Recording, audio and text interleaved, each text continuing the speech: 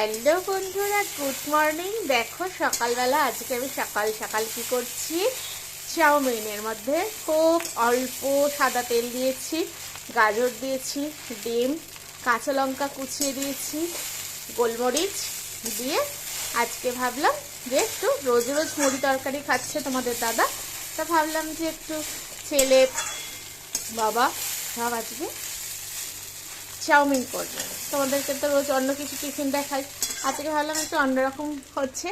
আর এখানে আমার মডিউলারে নতুন চিমনি বসে গেছে, চিমনি বন্ধ করে তোমাদেরকে ভয়েস দিলাম। আর মোটামুটি মডিউলার হয়ে গেছে, এই যে সেটাও একবার রান্নাঘরে এসেছি বলে তোমাদের সঙ্গে দেখিয়ে নিলাম।